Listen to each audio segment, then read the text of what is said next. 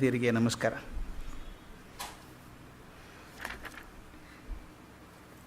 ಈಶಾವಾಸ್ಯ ಉಪನಿಷತ್ತನ್ನು ಸ್ವಲ್ಪವಾದರೂ ಅರ್ಥ ಮಾಡಿಕೊಳ್ಬೇಕು ಅಂತ ಉದ್ದೇಶದಿಂದ ನಾನು ಪ್ರಾರಂಭ ಮಾಡಿದ್ದು. ನಿನ್ನೆ ದಿವಸ ಅದರ ಹಿನ್ನೆಲೆಯಾಗಿ ಸ್ವಲ್ಪ ವೇದದ ಬಗ್ಗೆ, ಅದರ ಭಾಗಗಳ ಬಗ್ಗೆ, ಸಂಹಿತೆ ಹೇಗೆ ಬರೀ ಪ್ರಾರ್ಥನೆಯಲ್ಲಿ ಬಂತು, ಬ್ರಾಹ್ಮಣ ಹೇಗೆ ಅದರ ಪ್ರಯೋಗಗಳ ಬಗ್ಗೆ ಬಂತು, ಕ್ರಿಯೆಗಳ ಬಗ್ಗೆ, ಯಜ್ಞ ಯಾಗಾದಿಗಳ ಬಗ್ಗೆ ಬಂತು, ಆನಂತರ ಹೇಗೆ ಉಪನಿಷತ್ತು ಜೀವಾತ್ಮ ಪರಮಾತ್ಮ ಜೊತೆಗಿರುವಂಥ ಅನ್ವಯದ ಬಗ್ಗೆ ಬಂತು, ಇವೆರಡಕ್ಕೂ ಸೇತುವೆಯಾಗಿ ನಡುವೆ ಅರಣ್ಯಕ ಹೇಗೆ ಬಂತು ಅನ್ನೋದನ್ನು ಸ್ವಲ್ಪ ನೋಡಿ, ಉಪನಿಷತ್ತು ಅನ್ನೋ ಪದದ ಬಗ್ಗೆ ಸ್ವಲ್ಪ ಚಿಂತನೆ ಮಾಡಿದ್ವಿ ನಿನ್ನೆ. ನನಗೆ ಅದ್ಭುತ ಅನಿಸೋದು ಅದೇನೆ. ಒಂದೇ ಪದ ಅದರ ಎರಡು ಭಾಗ, ಎರಡು ಕ್ರಿಯೆಗಳನ್ನು ತೋರಿಸ್ತದೆ ಅಂತ. ನನಗದು ನಿಜವಾಗಲೂ ಅದ್ಭುತ ಅನಿಸಿದ್ದು ಪರಮಾರ್ಥಾನಂದರ ಚಿಂತನೆ ಅದರೊಳಗೆ. ಉಪನಿ ಮತ್ತು ಶತ್. ಉಪನಿ ಅಂದರೆ ಜೋಡಿಸೋದು, ಶತ್ ಅಂದರೆ ನಾಶ ಮಾಡುವಂಥದ್ದು. ಒಂದನ್ನೊಂದು ಜೋಡಿಸುವಂಥದ್ದು, ಜೀವಾತ್ಮನನ್ನು ಪರಮಾತ್ಮನೊಂದಿಗೆ ಜೋಡಿಸುವಂಥ ಕ್ರಿಯೆ ಮೊದಲನೇ ಭಾಗದಲ್ಲಾದರೆ, ಅದು ತದ್ವಿರುದ್ಧವಾದಂಥ ನಾಶ ಮಾಡುವಂಥದ್ದು. ಯಾವುದನ್ನು ನಾಶ ಮಾಡುವಂಥದ್ದು? ನಮ್ಮ ಅಜ್ಞಾನವನ್ನು ನಾಶ ಮಾಡುವಂಥದ್ದು ಎರಡನೇ ಭಾಗ ಸತ್. ಈ ಉಪನಿಷತ್ ಅನ್ನೋದನ್ನು ನೋಡಿದ್ವಿ. ಆ ಉಪನಿಷತ್ತನ್ನು ನೋಡುವಾಗ ಎರಡು ಭಾಗದಲ್ಲಿ ನೋಡಿದ್ವಿ. ಒಂದು ಪ್ರಾಥಮಿಕ ಅರ್ಥ, primary meaning and secondary meaning, ಪ್ರಧಾನ ಅರ್ಥ ಮತ್ತು ಉಪಪ್ರಧಾನ ಅರ್ಥ ಅಂತ. ಪ್ರಧಾನ ಅರ್ಥ ಅದಾಯಿತು, ಜೋಡಿಸೋದು ಮತ್ತು ನಾಶ ಮಾಡೋದಾಯಿತು. ಉಪಪ್ರಧಾನವಾದ ಅರ್ಥ ಅಂತಂದರೆ ಶಾಸ್ತ್ರಗಳು ಅಂತ, ಗ್ರಂಥಗಳನ್ನು ಓದೋದು ಅಂತಾಯಿತು. ಗ್ರಂಥಗಳನ್ನು ಓದಿದರೆ ನಮ್ಮ ಅಜ್ಞಾನ ನಾಶ ಹೇಗಾಗ್ತದೆ? ನಾನಾಗಲೇ ಹೇಳಿದ ಹಾಗೆ, ಬೆಟ್ಟ ಸುತ್ತಿದ್ರೆ ಸಂತೋಷ ಹೆಂಗಾಗುತ್ತೆ? ಕಾಲು ನೋಯುತ್ತೆ ಅಷ್ಟೇ. ಬೆಟ್ಟ ಸುತ್ತಿದ್ದು ಕಾಲು, ಹೃದಯಕ್ಕೆ ಸಂತೋಷ ಹೇಗಾಯಿತು ಅಂದಾಗ, ಆ ಕಾಲು ನಡೆದಾಗ, ಎತ್ತರದಲ್ಲಿ ನಿಂತು ಜಗತ್ತನ್ನು ನೋಡಿದಾಗ ಆದಂಥ ಸಂತೋಷ ಹೃದಯಕ್ಕೆ ಉಲ್ಲಾಸವನ್ನು ಕೊಡ್ತು ಅಂತ. ಹಾಗೆ ಈ ಗ್ರಂಥಗಳಲ್ಲಿದ್ದಂಥ ಮಂತ್ರಗಳನ್ನು ಓದಿದಾಗ, ಅವುಗಳನ್ನು ಅರಗಿಸಿಕೊಂಡು ನಮ್ಮ ಮನಸ್ಸಿನ ಆಳದೊಳಗೆ ಇಳಿಸಿಕೊಂಡಾಗ ಏನೋ ಒಂದು ಎಷ್ಟು ಚೆನ್ನಾಗಿದೆಯಲ್ಲ ಇದು ಅಂತ ಅನಿಸುತ್ತೆ. ತಾವು ಗಮನಿಸಬೇಕು, ಪದ್ಯವನ್ನು ಗದ್ಯದಲ್ಲಿ ಓದಿದಾಗ ಅದ್ಭುತ ಅನಿಸಲ್ಲ. ಎಷ್ಟೋ ಹಾಡು ಬರ್ತದೆ, ಅವು ಹಾಡಾಗ್ತದೆ, ಅದನ್ನು ಪದ್ಯ ಹಾಕಿ ಹಾಡಿದಾಗ, ಈಗ ದೋಣಿ ಸಾಗಲಿ ಮುಂದೆ ಹೋಗಲಿ ದೂರ ತೀರವ ಸೇರಲಿ, ಅದನ್ನು ನೀವು ಬರೀ ಟೆಕ್ಸ್ಟ್ ಓದ್ಕೊಂಡು ಹೋಗಿದ್ರೆ, ಈ ಹಾಡು ಕೇಳದೆ ಹೋಗಿದ್ರೆ ಎಷ್ಟು ಪ್ರಭಾವಶಾಲಿ ಆಗ್ತಿತ್ತೋ ಗೊತ್ತಿಲ್ಲ. ಅದನ್ನು ಹಾಡು ಕೇಳಿದ ತಕ್ಷಣ ಒಂದು ರೋಮಾಂಚನ ಆಗಿಬಿಡುತ್ತೆ, ಏನೋ ಒಂದು ಬೇರೆ ಬೇರೆ ಅರ್ಥ ಆಗುತ್ತೆ. ಕೇಳಿದವರಿಗೆ ಅವ್ರು ಬೇರೆ ಅರ್ಥ ಆಗುವಂಥದ್ದು. ನನಗೊಂದು ನೆನಪಿರೋದಂದರೆ, ಸ್ವಾಮಿ ವಿವೇಕಾನಂದರು ಬರೆದಂಥ ಒಂದು ದೊಡ್ಡ ಪದ್ಯ, ಸಾಮ್ ಆಫ್ ಸನ್ಯಾಸಿನ್ಸ್ ಅಂತ. ಅವರು ಸನ್ಯಾಸಿಗಳಿಗೊಂದು ಹಾಡು ಬರೆದಿದ್ದರು ವಿವೇಕಾನಂದರ ಭಾಷೆನೇ ಅದ್ಭುತ. ಆದರೆ ಅದನ್ನು ಕುವೆಂಪು ಅವರು ಕನ್ನಡಕ್ಕೆ ಮಾಡಿದ್ದಾರೆ. ನನ್ನ ಪ್ರಕಾರ, ವೈಯಕ್ತಿಕ ಅನುಭವ ನಂದು, ಕೆಲವೊಂದು ಅನುವಾದಗಳು ಮೂಲಕ್ಕಿಂತ ಚೆನ್ನಾಗಿದೆ. ವಿವೇಕಾನಂದರದೇ ಮೂಲ ನಿಜ, ಆದರೆ ಕುವೆಂಪು ಅವರ ಕನ್ನಡ ಅನುವಾದ ಮೂಲಕ್ಕಿಂತ ಚೆನ್ನಾಗಿದೆ ಅನಿಸ್ಬಿಡುತ್ತೆ ನನಗೆ. ಅಥವಾ ಎಷ್ಟು ಜನ ಕೇಳಿದಿರೋ ಗೊತ್ತಿಲ್ಲ.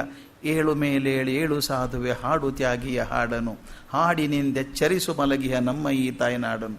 ಅದು ಏನು ಪ್ರೀತಿ ಬರೋ ಹಂಗೆ ಮಾಡಿಬಿಟ್ಟಿದ್ದಾರೆ ಕುವೆಂಪು ಭಾಷೆನೇ ಬಂಗಾರ. ಅದು ಮೂಲಕ್ಕಿಂತ ಚೆನ್ನಾಗಿದೆ ಅನಿಸ್ಬಿಡ್ತು. ಅದನ್ನು ಪುರುಷೋತ್ತಮಾನಂದಜಿ ಅದಕ್ಕೆ ರಾಗ ಕೂಡಿಸಿ ಹಾಡಿದ್ದು ಎಷ್ಟು ಜನಕ್ಕೆ ಕಣ್ಣಲ್ಲಿ ನೀರು ಬರುತ್ತೆ ಗೊತ್ತಾ ಹಾಡು ಕೇಳಿದಾಗ. ನೀವು ಅದನ್ನು ಹಾಗೆ ಕುವೆಂಪು ಬರೆದದ್ದನ್ನು ಓದಿ ಅಷ್ಟು ಅನಿಸುತ್ತೆ ಅಂತ ಅನಿಸಲ್ಲ ನನಗೆ ಗದ್ಯ ಓದಿದಾಗ. ಆದರೆ ಅದನ್ನು ಹೇಳಿ ಓಂ ತತ್ಸತ್ ಓಂ ಅಂತ ಧ್ವನಿ ಏರಿಸಿ ಪುರುಷೋತ್ತಮಾನಂದಜಿ ಹಾಡಿದಾಗ ಎಷ್ಟೋ ಜನ ಹತ್ತದ್ದು ಕೇಳಿದ್ದೇನೆ, ಏನಪ್ಪ ಅದ್ಭುತ ಹಾಡಿದು ಅಂತ. ಸನ್ಯಾಸಿಗಳಿಗೆ ಹೇಳಿದಂಥ ಹಾಡು. ಯಾಕೆ ಹೇಳ್ತೀನಿ ಅಂದಾಗ, ಒಂದು ಸ್ವರ ಪ್ರಸ್ತಾರ ಮಾಡಿದಾಗ, ಒಂದು ಹಾಡಿನ ರೂಪದಲ್ಲಿ ಬಂದಾಗ, ಅದನ್ನು ಮೇಲೆ ಕೇಳಿದಾಗ ಅದೇ ಹಾಡು ಬೇರೆ ಬೇರೆ ಹಂತದಲ್ಲಿ ಬೇರೆ ಬೇರೆ ಅರ್ಥ ಕೊಡ್ತದೆ. ನಮಗೆಲ್ಲ ಆದದ್ದುಂಟು. ಒಂದು ಯಾವುದೋ ಹಾಡು ನಾವು ಸಣ್ಣಂದಿರ್ತಾ ಸ್ಕೂಲಲ್ಲಿದ್ದಾಗ ಕೇಳಿದಂಥ ಹಾಡು ಒಂದು ಅರ್ಥ ಕೊಟ್ಟಿತ್ತು. ಅದನ್ನು ಹೈಸ್ಕೂಲಿಗೆ ಬಂದಾಗ ಅದನ್ನೇ ಹಾಡು ಕೇಳಿದಾಗ ಇನ್ನೊಂದು ಬೇರೆ ಅರ್ಥ ಹೊಳಿತು. ಕಾಲೇಜಿಗೆ ಬಂದಾಗ ಒಂದು, ನನಗೆ ವಯಸ್ಸು ಮಾಗಿದಾಗ ಅದೇ ಹಾಡು ಇನ್ನೊಂದು ಅರ್ಥ ಕೊಡುತ್ತೆ.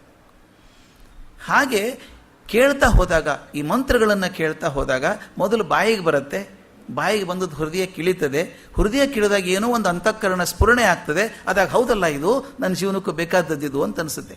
ಅದಕ್ಕೆ ಹೇಳ್ತಾರೆ, ಮಂತ್ರಗಳನ್ನು, ಪುಸ್ತಕಗಳಾದರೂ ಗ್ರಂಥಗಳಾದರೂ ಅದನ್ನು ಓದಿದಾಗ ಒಂದು ಹಂತದಲ್ಲಿ ನಮಗೆ ಜ್ಞಾನ ಕೊಡ್ತವೆ. ಆ ಜ್ಞಾನದಿಂದ ನಮ್ಮ ಅಜ್ಞಾನ ಕರಗ್ತದೆ ಅಂತ ಹೇಳಿ ನೋಡಿದ್ವಿ ನಿನ್ನೆ.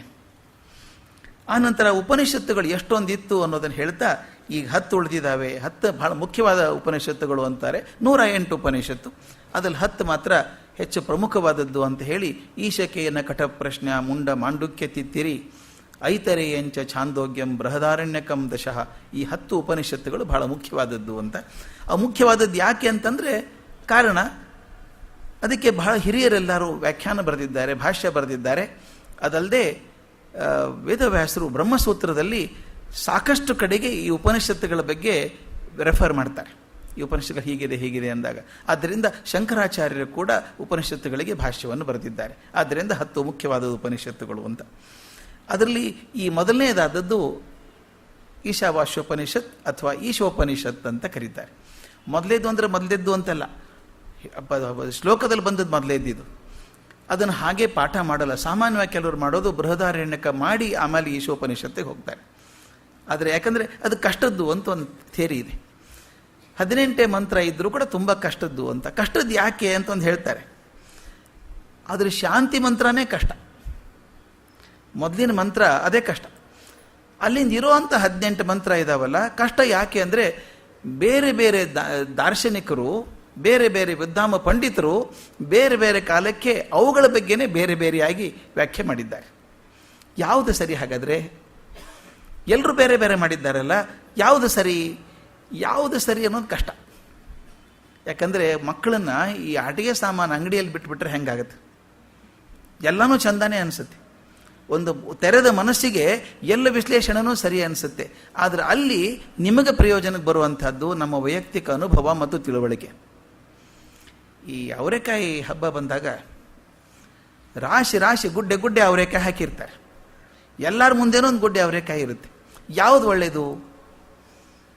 ಅವನ ಅಂಗಡಿಯವನು ಕೇಳಿ ನೋಡಿ, ಎಲ್ಲ ನಮ್ಮದೇ ಒಳ್ಳೆಯದು ಅಂತಾನು. ಅಂಗಡಿಯವನು ನಾನು ತಂದದ್ದೇ ಒಳ್ಳೆಯದು ಅಂತಾನೆ. ಹಾಗೆ ಪ್ರತಿಯೊಬ್ಬ ವ್ಯಾಖ್ಯಾನಕಾರರು ನಾವು ಮಾಡಿದ್ದು ಸರಿ ಅಂತ ಹೇಳ್ಕೊಂಡಿದ್ದಾರೆ. ನನಗೇನು ಸರಿ ಅನಿಸೋದು ಅಂತಂದರೆ ನನ್ನ ಅನುಭವ. ಹೋಗಿ ನೋಡ್ತೀನಿ ಎಳೆದು ಯಾವುದಿದೆ, ಎಲ್ಲಿ ನಾರಿಲ್ಲ, ತುಂಬ ಹಳೆಯದ ಹೊಸದ, ಇದೆಲ್ಲ ನನ್ನ ಅನುಭವದಿಂದ ತಿಳ್ಕೊಂಡು ನಾನು ಬೇಕಾದದ್ದು ತೊಗೊಂಡ್ಬರ್ತೇನೆ. ಈಗ ನಾವು ಮಾಡಬೇಕಾದದ್ದಷ್ಟು. ಎಷ್ಟೊಂದು ವ್ಯಾಖ್ಯಾನಗಳಿದ್ದರೂ ಕೂಡ ನನ್ನ ಅನುಭವದ ಮಿತಿಯಲ್ಲಿ ನನಗೆ ಹೊಂದಿಕೆ ಆಗುವ ಹಾಗೆ ನನ್ನ ಜೀವನಕ್ಕೆ ಏನಾದರೂ ಪರಿಷ್ಕಾರವನ್ನು ಕೊಡೋಕ್ಕೆ ಸಾಧ್ಯ ಇದೆಯಾ ಅಂತ ನೋಡಿ ತಗೋಬೇಕು. ಇನ್ನೊಂದು ಇಂಟ್ರೆಸ್ಟಿಂಗ್ ಅಂದರೆ, ಶಂಕರಾಚಾರ್ಯರೇ ಈ ಈಶೋಪನಿಷತ್ತಿನ ಕೆಲವು ಮಂತ್ರಗಳನ್ನು ಬೇರೆ ಬೇರೆ ಸಂದರ್ಭಗಳಲ್ಲಿ ಬೇರೆ ಬೇರೆ ವ್ಯಾಖ್ಯಾನ ಮಾಡುವಾಗ ಬೇರೆ ಬೇರೆಯಾಗಿ ಅರ್ಥ ಮಾಡಿದ್ದಾರೆ. ಅದನ್ನು ನಾನು ಒಬ್ಬರ ಸನ್ಯಾಸಿಗಳ ಹತ್ರ ಕೂತ್ಕೊಂಡು ಓದಿದೆ. ಇದನ್ನು ಓದಿದಾಗ ಹೇಳ್ತಿದ್ರು, ನೋಡಿ ಇದೇ ವ್ಯಾಖ್ಯಾನ ಇಲ್ಲಿ ಹೇಗೆ ಬರೆದಿದ್ದಾರೆ, ಇದೇ ವ್ಯಾಖ್ಯಾನ ಹೀಗೆ ಬರೆದಿದ್ದಾರೆ. ಬಹುಶಃ ಅದು ಅಲ್ಲಿಗೆ ಹೊಂದುವಂಥದ್ದು. ಅಂದರೆ ಸಂಸ್ಕೃತದ ಚಂದ ಇರೋದು, ನೀವು ಬೇಕಾದ ಹಾಗೆ ವ್ಯಾಖ್ಯೆ ಮಾಡಬಹುದು, ನಿಮಗೆ ಸರಿ ಅನಿಸಿದ ರೀತಿಯಲ್ಲಿ ಅದನ್ನು ಇಂಟರ್ಪ್ರೇಟ್ ಮಾಡಬಹುದು ಅನ್ನೋ ರೀತಿಯಿಂದ. ಈ ಈಶಾವಾಸ್ಯ ಉಪನಿಷತ್ ಶುಕ್ಲ ಯಜುರ್ವೇದಕ್ಕೆ ಸೇರಿದಂಥದ್ದು. ಇಲ್ಲೊಂದು ಮಾತನ್ನು ಹೇಳಬೇಕು ನಾನು. ನಮ್ಮಲ್ಲಿರುವಂಥ 4 ವೇದ, ಋಗ್ವೇದ, ಸಾಮವೇದ, ಯಜುರ್ವೇದ ಮತ್ತು ಅಥರ್ವಣ ವೇದ. ಈ 4ರೊಳಗೆ 2 ಭಾಗ ಅಂತ ಬಂದಿರೋದು ಯಜುರ್ವೇದದಲ್ಲಿ ಮಾತ್ರ. ಕೃಷ್ಣ ಯಜುರ್ವೇದ ಮತ್ತು ಶುಕ್ಲ ಯಜುರ್ವೇದ ಅಂತ 2 ಬರ್ತದೆ. ಇದು ಹೇಗೆ ಬಂತು, ಯಾಕೆ ಬಂತು ಅನ್ನೋದಕ್ಕೆ ಒಂದು ರೋಚಕವಾದ ಕಥೆ ಇದೆ. ಅದು ಯಾಕಾಯಿತು ಅಂತ. ನಮ್ಮ ಪುರಾಣದ ಕಥೆಗಳಿಗೆ ದೊಡ್ಡ ಸಂಕೇತ ಇರ್ತದೆ. ಆ ಕಥೆಗಳನ್ನು ನೋಡುವಾಗ ನಾವು ಸಂಕೇತಗಳನ್ನು ಮರಿಬಾರ್ದಷ್ಟೇ. ಏನೋ ಹೇಳೋದಕ್ಕೆ ಇನ್ಯಾವುದೋ ರೂಪದಲ್ಲಿ ಹೇಳ್ತಾರೆ ಅವರು. ಒಂದು ಕಥೆ ಹೇಗಿದೆ ಅಂದರೆ, ದೇವರಾತನ ಮಗ ಯಾಜ್ಞವಲ್ಕ್ಯ ಋಷಿ, ಅಸಾಮಾನ್ಯ ಪ್ರತಿಭೆ, ಅಸಾಧ್ಯ ಪ್ರತಿಭೆ ಅದು. ಆತ ಶಿಷ್ಯನಾಗಿದ್ದದ್ದು ವೈಶಂಪಾಯನ ಋಷಿ ಕಡೆಗೆ. ವೈಶಂಪಾಯನರು ವೇದವ್ಯಾಸರ ಶಿಷ್ಯರು. ವೈಶಂಪಾಯನ ಋಷಿಗಡೆ ಶಿಷ್ಯನಾಗಿದ್ದಂಥ ಯಾಜ್ಞವಲ್ಕ್ಯ ಗುರು ಸೇವೆ ಮಾಡಿಕೊಂಡು ಅವರ ಜೊತೆಗೆ ಕಲಿತು ತಾನು ಬೆಳೆದು ದೊಡ್ಡವರಾದರು. ಆಗ ಯಜುರ್ವೇದದ ಪದ್ಯಗಳನ್ನು ಮಾಡ್ತಾಯಿದ್ರು, ಮಂತ್ರಗಳನ್ನು ಹಾಕ್ತಾಯಿದ್ರು. ಹೊಸ ಹೊಸ ಮಂತ್ರಗಳನ್ನು ಹಾಕ್ತಿರ್ಬೇಕಾದ್ರೆ ಒಂದು ಸಲ ಯಾವುದೋ ಕಾರಣಕ್ಕೆ ಚರ್ಚೆ ಬಂದ್ಬಿಡ್ತು ಗುರು ಶಿಷ್ಯರಿಗೆ. ಇದನ್ನು ಹಾಕಬೇಕು ಅಂತ ಗುರು, ಬೇಡ ಅಂತ ಶಿಷ್ಯ. ಸಾಮಾನ್ಯವಾಗಿ ಹಾಗೆ ಚರ್ಚೆ ಮಾಡೋದಿರಲಿಲ್ಲ ಆವಾಗ. ಗುರು ಹೇಳಿದಾಗ ವಿಚಾರ ಮಾಡಿ ಒಪ್ಕೋತಾ ಇದ್ರು. ಆದರೆ ಯಾಜ್ಞವಲ್ಕ್ಯರಿಗೆ ಗುರು ಮಾಡಿದ ಸರಿ ಅನ್ನಿಸ್ಲಿಲ್ಲ. ಚರ್ಚೆ ಬಂತು, ಚರ್ಚೆ ವಾದ ವಿವಾದ ಆಯಿತು, ಒಂಥರ ವಾಗ್ಯುದ್ಧನೇ ಆಯ್ತದು. ಕೊನೆಗೆ ಒಂದು ಥರ ಗುರುಗಳಿಗೆ ಶಿಷ್ಯ ಮಾಡೋದು ಉದ್ದಟತನ ಅನಿಸ್ಬಿಡ್ತು. ನಾನು ಇಷ್ಟು ಹೇಳಿದ್ರು ಒಪ್ತಾ ಇಲ್ಲ ಅಂತ. ಇರ್ಬೋದು, ಅದು ಆತ ಹೇಳಿದ ಸರಿನೇ ಇರ್ಬೋದು. ಆದರೆ ಯಾಜ್ಞವಲ್ಕರು ಸಣ್ಣವರಲ್ಲ, ಚೆನ್ನಾಗಿ ತಿಳ್ಕೊಂಡವರು. ಅವ್ರು ಇದು ಒಪ್ಪಲಿಲ್ಲ, ತೆಗಿಬೇಕಿದ್ದನ್ನು ಅಂತ ಚರ್ಚೆ ಬಂತು. ಆಗ ಕೋಪದಲ್ಲಿ ಏನು ಮಾಡಿದರು ಗುರುಗಳು, ವೈಶಂಪಾಯನರು ಅಂತಂದರೆ, ನೀನು ಬಂದು ಉದ್ದಾಟ ಆಗಿದ್ದೀಯಾ, ನಾನು ಮಾತನ್ನು ಕೇಳೋದಿಲ್ಲ, ಆದ್ದರಿಂದ ನಾನು ಏನೇನು ಕಲಿಸಿದ್ದೇನೆ ಯಜುರ್ವೇದ ಅದನ್ನೆಲ್ಲ ವಾಪಸ್ ಕೊಟ್ಬಿಡು ಅಂದರು. ಇವತ್ತಿನ ಕಾಲಕ್ಕೆ ನೋಡ್ಬೇಕು ಅದು ಹೇಗೆ ಮಾಡಬೇಕು ಅಂತ. MA ಕಲಿಸಿದ್ದೀನಿ, ವಾಪಸ್ ಕೊಟ್ಬಿಡು ಅಂದ್ರೆ ಏನು ಕೊಡು? ಸರ್ಟಿಫಿಕೇಟ್ ಕಾಗದ ಒಂದೇ ಕೊಡ್ಬೇಕು ನಾವು. ಆ ಜ್ಞಾನ ಕೊಡೋದನ್ನು ಹೇಗೆ ಕೊಡೋದು ವಾಪಸ್ಸು? ಅಲ್ವಾ? ಆಶ್ಚರ್ಯ ಅನಿಸಲ್ವಾ? ನಾನು ಕಲಿಸಿದ್ದೇನೆಲ್ಲ ವಾಪಸ್ ಕೊಡು ಅಂತ. ದುಡ್ಡು ಕೊಟ್ಟದನ್ನು ವಾಪಸ್ ಕೊಡು ಅಂದ್ರೆ ಆಗ್ಬೋದು, ನಾನು ಕೊಟ್ಟು ಕಟ್ಟಡ ವಾಪಸ್ ಕೊಡು ಅಂದ್ರೆ ಆಗ್ಬೋದು, ಅದು ನಾನು ಕೊಟ್ಟಂಥ ಜ್ಞಾನ ವಾಪಸ್ ಕೊಡು ಅಂದರೆ ಹೇಗೆ ಕೊಡೋದು? ಆದರೆ ಏನು ಮಾಡಿದ್ರು ಯಾಜ್ಞವಲ್ಕರು ಅಂದರೆ, ನಿಮ್ಗೆ ಕಲಿಸಿದ್ದೇನೆ ವಾಪಸ್ ಕೊಟ್ಬಿಡ್ತೀನಿ ಅಂತ ಹೇಳಿ ಏನು ಕಲ್ತಿದ್ರೋ ಯಜುರ್ವೇದ ಅದೆಲ್ಲವನ್ನು ವಾಂತಿ ಮಾಡಿಕೊಂಡ್ರು ಅಂತ, ವಮನ ಮಾಡಿಕೊಂಡ್ರು. ಅದು ಭಾಳ ಸಾಂಕೇತಿಕವಾಗಿರೋ ಅರ್ಥ ಹೇಳ್ತೀನಿ ನಾನು. ಎಲ್ಲ ವಾಂತಿ ಮಾಡ್ಕೊಂಡ್ಬಿಟ್ರು, ವಮನ ಮಾಡ್ಕೊಂಡ್ಬಿಟ್ರು ಅಂತ. ಅಂದರೆ ತಾವೇನೇನು ಕಲ್ತಿದ್ರಲ್ಲ ಯಜುರ್ವೇದವನ್ನು, ಕಷ್ಟವಾಗಿತ್ತದು. ಹೊಸ ಹೊಸ ಶ್ಲೋಕಗಳು, ಮಂತ್ರಗಳು, ಅದನ್ನೆಲ್ಲ ಅರಗಿಸ್ಕೊಂಡ್ಬಿಟ್ಟಿದ್ರು. ಕ್ಲಿಷ್ಟವಾದದ್ದನ್ನೆಲ್ಲ ಅರಗಿಸಿ ಜೀರ್ಣ ಮಾಡ್ಕೊಂಡ್ಬಿಟ್ಟಿದ್ದಾರೆ. ಆ ಜೀರ್ಣ ಮಾಡ್ಕೊಂಡು ಹೊರಗೆ ಬಂದ್ಬಿಡ್ತು. ಬಂದ ತಕ್ಷಣ ವೈಶಂಪಾಯರು ಉಳಿದ ಶಿಷ್ಯರಿದ್ದರಲ್ಲ, ಅವ್ರೇನು ಮಾಡಿದರು, ಜ್ಞಾನ ಇದು, ಅದು ಅರಗಿಸ್ಕೊಂಡಂಥ ಜ್ಞಾನ, ಅದನ್ನು ಬಿಡೋದು ಬೇಡ ಅಂತ ಹೇಳಿ ಪಕ್ಷಿಗಳ ರೂಪ ತೊಗೊಂಡ್ರೆ, ತಿತ್ತಿರಿ ಅನ್ನುವಂಥ ಪಕ್ಷಿಗಳ ರೂಪ ತಗೊಂಡು ಅದನ್ನೆಲ್ಲ ವಮನ ಮಾಡಿದ್ದನ್ನೆಲ್ಲ ತೊಗೊಂಡು ತಿಂದ್ಬಿಟ್ರಂತೆ. ಇದು ಮೇಲ್ನೋಟಕ್ಕೆ ಒಂಥರ ಬೇರೆ ಅನಿಸುತ್ತೆ ಇದು, ಆದರೆ ನಿಜವಾಗಲೂ ವಾಂತಿ ಮಾಡ್ಕೊಳ್ಳೋದು, ವಮನ ಮಾಡ್ಕೊಳ್ಳೋದು ಅಂದರೆ ಅದು ಅರ್ಥ ಬೇರೆ. ತಾವು ಗುರುಗಳ ಕಡೆಯಿಂದ ಕಲ್ತಿದ್ರಲ್ಲ ಕ್ಲಿಷ್ಟವಾದದ್ದನ್ನು, ಅದನ್ನು ಚೆನ್ನಾಗಿ ಅರಗಿಸ್ಕೊಂಡ್ಬಿಟ್ಟಿದ್ರು ಯಾಜ್ಞವಲ್ಕರು. ಆ ಅರಗಿಸಿದ್ದನ್ನು ಹೊರಗೆ ಕೊಟ್ಟರು. ಆ ಜ್ಞಾನವನ್ನು ಶಿಷ್ಯರಿಗೆ ಹೇಳಿಬಿಟ್ರು, ತಗೊಳ್ಳಿ ಹೇಳಿದ್ದಿದೆಯಲ್ಲ, ನೀವು ಹಿಂಗೆ ಹೇಳಿದ್ರಲ್ಲ, ಅದನ್ನು ಹೀಗೆ ಅರಗಿಸ್ಕೊಂಡಿದ್ದೀನಿ, ನನಗನ್ನಿಸಿದ್ದು ಹೀಗೆ ಅಂತ ಕಲಿಸಿದ್ದನ್ನೆಲ್ಲ ಮರು ಪಾಠ ಮಾಡಿದರು. ಎಷ್ಟು ಚಂದ ನೋಡಿ ಹೇಳಬೇಕಾದ್ರೆ.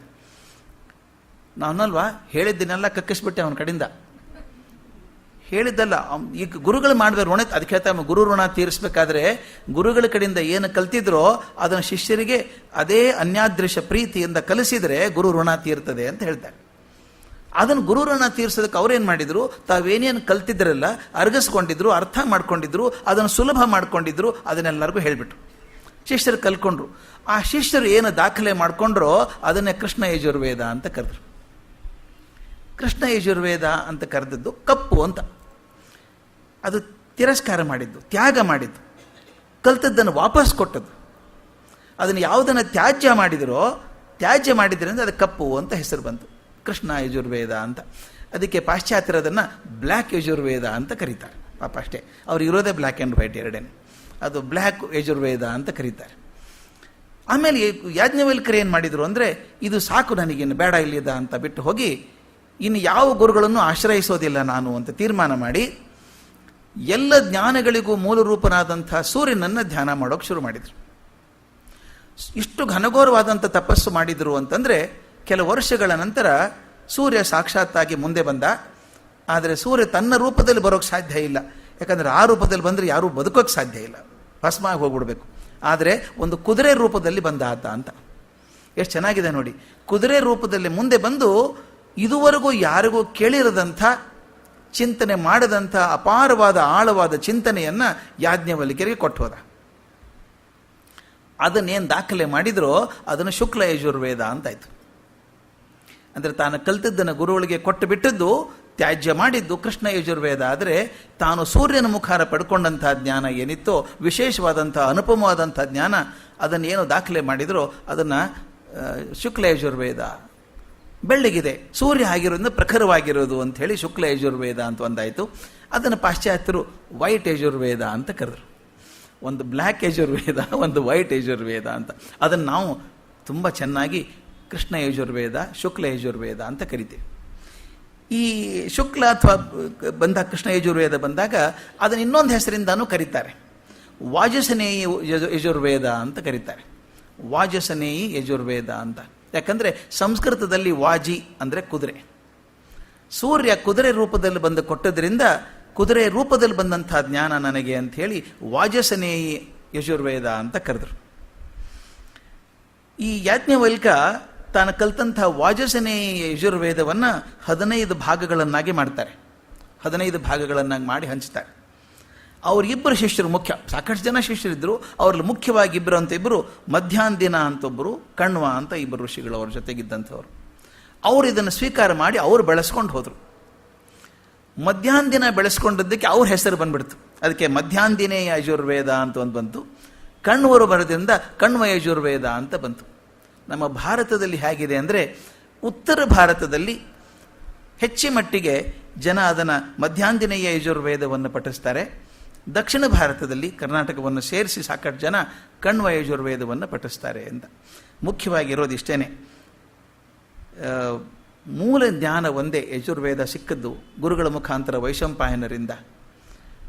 ಯಾವ ಭಾಗವನ್ನು ಅಥವಾ ಅರ್ಥ ಮಾಡ್ಕೊಂಡಿದ್ರೋ ಅದನ್ನು ಸುಲಭ ಮಾಡಿ ಸಾಧ್ಯ ಮಾಡಿ. ಇದನ್ನು ಅನ್ನಿಸಿದಾಗ ನನಗನ್ನಿಸ್ತು ನಾವು ಇನ್ನೂ ಬಿಟ್ಟಿಲ್ಲ ಅದನ್ನು ಅನ್ನಿಸ್ತು. ಮೊನ್ನೆ ಎಲ್ಲೋ ಒಂದು ಪುಸ್ತಕ ನೋಡಿದ್ದೆ ನಾನು ಹುಬ್ಬಳ್ಳಿಯಲ್ಲಿ. ಈ SSLC ಡೈಜೆಸ್ಟ್ ಅಂತ ಇತ್ತು. PUC ಡೈಜೆಸ್ಟ್, SSLC ಡೈಜೆಸ್ಟ್ ಅಂತ ಪುಸ್ತಕ ಇದ್ದಾವೆ. ನಾವು ಮಕ್ಕಳಿಗೆಲ್ಲ ಸ್ಪೂನ್ ಫೀಡಿಂಗ್ ಮಾಡ್ತೀವಿ ಅಂತ ಗೊತ್ತಿತ್ತು. ಶಿಕ್ಷಣದಲ್ಲಿ ನಾವು ಇವತ್ತೆಲ್ಲ ಮಾಡೋ ಸ್ಪೂನ್ ಫೀಡಿಂಗೇ. ಮೋಸ್ಟ್ ಲೈಕ್ಲಿ ಕ್ವಶನ್ ಬರ್ಕೋ, ಇಷ್ಟೋದು ಉಳುಕಿ ತಲೆ ಕೆಡಿಸ್ಕೋಬೇಡ. ಇವನ್ ಇಂಜಿನಿಯರಿಂಗ್ ಕೂಡ, ಇಂಜಿನಿಯರಿಂಗ್ ದೊಡ್ಡ ಸೆಮೆಸ್ಟ್ರಲ್ಲಿ ಏನು ಮಾಡ್ತಾರೆ ಅಂದರೆ, ಒಂದು 60 ಪೇಜಿನ ಪುಸ್ತಕ ಬರುತ್ತೆ, ಗೈಡ್ ಅಂತ. ನೀವು 60 ಪೇಜಿನ ಗೈಡ್ ಓದಿದ್ರೆ ನೀವು ಫಸ್ಟ್ ಕ್ಲಾಸ್ ಬರ್ತೀರಿ, ಏನು ಚಿಂತೆ ಇಲ್ಲ. ಅಷ್ಟೇ ಓದಿದ್ರೆ ಸಾಕು, ಒರಿಜಿನಲ್ ಟೆಕ್ಸ್ಟ್ಗೆ ಹೋಗೋದು ಬೇಕಿಲ್ಲ. ಈಗ ಅಷ್ಟು ಸುಲಭ ಮಾಡಿ ನಾನು ಹೇಳ್ತಿದ್ದೆ, we are spoon feeding our children ಅಂತ. I was totally mistaken. We are not only spoon feeding, we are digesting on their behalf. ಈ ಡೈಜೆಸ್ಟ್ ಅಂದರೆ ಪಚನ ಮಾಡಿಕೊಂಡೇ ಕೊಟ್ಟದ್ದು. ಇದನ್ನೇ ಯಾಜ್ಞವಲ್ಕ್ಯರು ಮಾಡಿದ್ದು. ಆ ಗುರು ಕೊಟ್ಟದ್ದನ್ನು ಪಚನ ಮಾಡ್ಕೊಂಡು ಇವು ಹಾಗೆ ಕೊಟ್ಟರೆ ಪಚನ ಆಗೋದಿಲ್ಲ ಇವರಿಗೆ ಅಂತ ಹೇಳಿ ತಾವು ಪಚನ ಮಾಡಿಕೊಂಡು ಡೈಜೆಸ್ಟ್ ಮಾಡಿದ್ದನ್ನು ಕೊಟ್ಟರು. ಅದು ಕೃಷ್ಣ ಯಜುರ್ವೇದ ಆಯಿತು. ತಾನು ಸೂರ್ಯನ ಮೂಲಕ ಪಡೆದದ್ದು ಶುಕ್ಲ ಯಜುರ್ವೇದ ಆಯಿತು ಅಂತ. ನಮ್ಮ ಅತ್ಯಂತ ಪ್ರಸಿದ್ಧವಾದಂಥ ಜಗತ್ಪ್ರಖ್ಯಾತವಾದಂಥ ಗಾಯತ್ರಿ ಮಂತ್ರ ಕೂಡ ಬರೋದು ಯಜುರ್ವೇದದಲ್ಲೇ ಬರುವಂಥದ್ದು. ಈ ಈಶಾವಾಸ್ಯೋಪನಿಷತ್ ಶುಕ್ಲ ಯಜುರ್ವೇದಕ್ಕೆ ಸೇರಿದ್ದು ಅಂತ ಹೇಳಿದೆ. ಬೃಹದಾರಣ್ಯಕ ಉಪನಿಷತ್ತು ಕೂಡ ಶುಕ್ಲ ಯಜುರ್ವೇದಕ್ಕೆ ಸೇರುವಂಥದ್ದು. ಈಶಾವಾಸ್ಯವನ್ನು ಮಂತ್ರೋಪನಿಷತ್ತು ಅಂತ ಕರೀತಾರೆ. ಕೆಲವೊಂದು ವಿಷಯಗಳನ್ನು ತುಂಬ ಚೆನ್ನಾಗಿರೋದನ್ನು ಹೇಳ್ಕೊಂಬರ್ಬೇಕು. ಈಶಾವಾಸ್ಯೋಪನಿಷತ್ತನ್ನು ಮಂತ್ರೋಪನಿಷತ್ತು ಅಂತಾರೆ, ಬೃಹದಾರಣ್ಯಕ ಉಪನಿಷತ್ತನ್ನು ಬ್ರಾಹ್ಮಣೋಪನಿಷತ್ತು ಅಂತಾರೆ. ಯಾಕೆ ಅಂತ ಇಷ್ಟೇ, ವೇದ ಭಾಗದ ಆರಂಭದಲ್ಲಿ ಬಂದರೆ ಅದನ್ನು ಮಂತ್ರೋಪನಿಷತ್ತು ಅಂತಾರೆ, ಕೊನೆ ಭಾಗಕ್ಕೆ ಬಂದರೆ ಅದನ್ನು ಬ್ರಾಹ್ಮಣೋಪನಿಷತ್ತು ಅಂತಾರೆ. ಯಾಕೆ ನಾವು ನೋಡಿದ್ದೀವಿ, ಈಗ ಮೊದಲಿನ ಭಾಗ ಯಾವಾಗಲೂ ಸ್ತೋತ್ರ ಇರೋದರಿಂದ, ಪ್ರಾರ್ಥನೆ ಇರೋದರಿಂದ ಅದರಲ್ಲಿ ಹೆಚ್ಚು ಸಂಹಿತೆಯ ಭಾಗ ಇರ್ತದೆ. ಕೊನೆ ಭಾಗ ಬಂದಾಗ ಕ್ರಿಯೆ ಭಾಗ ಬರ್ತದೆ, ಯಜ್ಞದ ಭಾಗ, ಯಾಗಾದಿ ಭಾಗ, ಕ್ರಿಯೆ ಭಾಗ ಇರೋದರಿಂದ ಅದನ್ನು ಬ್ರಾಹ್ಮಣೋಪನಿಷತ್ ಅಂತಾರೆ. ಇದು ಮೊದಲು ಈಶೋಪನಿಷತ್ ಮೊದಲಿಗೆ ಬರೋದರಿಂದ ಅದನ್ನು ನಾವು ಮಂತ್ರೋಪನಿಷತ್ ಅಂತ ಕರೆದು, ಕೊನೆಗೆ ಬರುವಂಥ ಬೃಹದಾರಣ್ಯಕ ಉಪನಿಷತ್ತನ್ನು ಬ್ರಾಹ್ಮಣೋಪನಿಷತ್ ಅಂತ ಕರೀತಾರೆ. ನಾನಾಗಲೇ ಮೊದಲೇ ಹೇಳಿದ ಹಾಗೆ ತುಂಬ ಚಿಕ್ಕದಾದಂಥ ಉಪನಿಷತ್ತು, 18 ಮಂತ್ರ ಇರುವಂಥದ್ದು. ಆದರೆ ಬ್ರಾಹ್ಮಣೋಪನಿಷತ್ತಾದಂಥ ಬೃಹದಾರಣ್ಯಕಕ್ಕೆ 400ಕ್ಕಂತೂ ಹೆಚ್ಚು ಮಂತ್ರಗಳಿದ್ದಾವೆ. ಬಹುದೊಡ್ಡ ಉಪನಿಷತ್ತದು. ಅದಕ್ಕೆ ಎಷ್ಟೋ ಜನ ವಿದ್ವಾಂಸರು ಹೇಳ್ತಾರೆ, ಈಶಾವಾಸ್ಯೋಪನಿಷತ್ತಿನ ವಿಸ್ತೃತ ರೂಪ, ಹೆಚ್ಚು ತಿಳುವಳಿಕೆಯಿಂದ ಅತ್ಯಂತ ವಿಸ್ತಾರವಾಗಿ ಬರೆದಂಥ ರೂಪ ಬೃಹದಾರಣ್ಯಕ ಉಪನಿಷತ್ ಅನ್ನುವಂಥ ವಿದ್ವಾಂಸರಿದ್ದಾರೆ.